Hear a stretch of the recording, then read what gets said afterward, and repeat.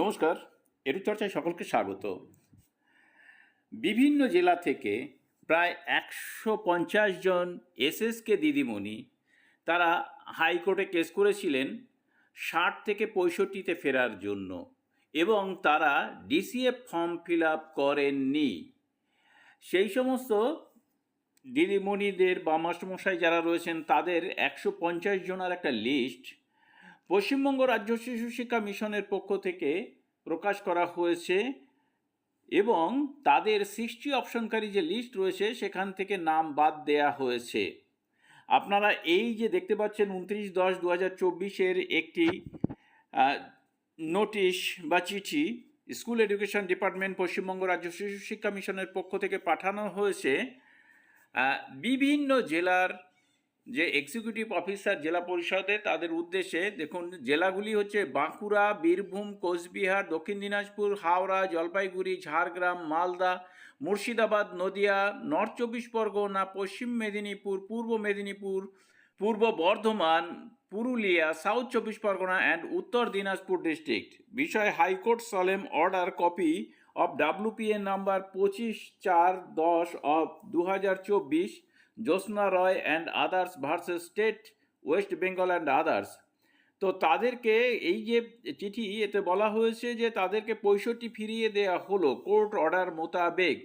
তারা আর কোনো রকম প্যারাটিচারের যে সুযোগ সুবিধা থাকে সেটি দাবি করতে পারবে না, এবং অবশ্যই তারা ডিসিএফ ফর্ম ফিল আপ করেনি যারা, তাদেরই কিন্তু এখানে নাম রয়েছে।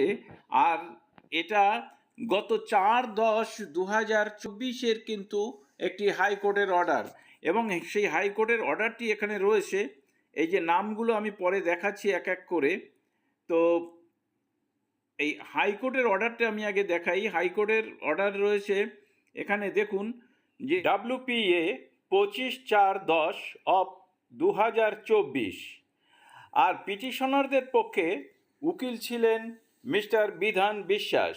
তিনি এই কেসটি করেছিলেন। 150 জনের যে এসএসকে দিদিমণি মাস্টারমশাইদের কেস, সেটির কিন্তু রায় পেয়েছেন 4/10 অর্থাৎ অক্টোবরের 4 তারিখে, পুজোর আগে। এবং মিশন থেকে কিন্তু এই যে চিঠি দিয়ে তাদের গ্র্যান্ট করা হয়েছে যে তারা 65 ফিরে পেয়েছে।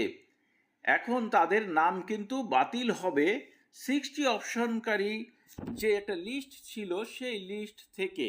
যদিও এরা এখানে বাতিল করার জন্য বলে দিয়েছে এখন থেকে তারা 65 বছর বয়স পর্যন্ত কাজ করতে পারবেন।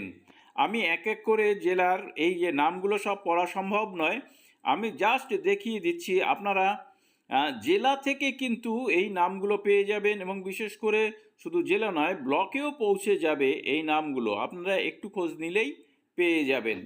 এই প্রসঙ্গে বলে রাখি যে যারা ডিসিএফ ফর্ম ফিল আপ করেছেন এবং কোর্ট কেস করেছেন তাদের নিয়ে কিন্তু এখনও কোনো কেস হয়নি। আগামী দিনে কেস হতে পারে, এইটুকুই জানা গেছে বিধানবাবুর কাছ থেকে।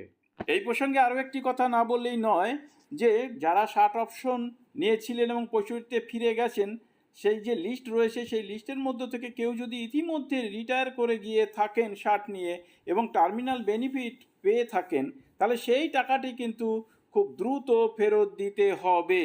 সকলকে ধন্যবাদ জানিয়ে শেষ করছি। ভালো থাকবেন, সুস্থ থাকবেন।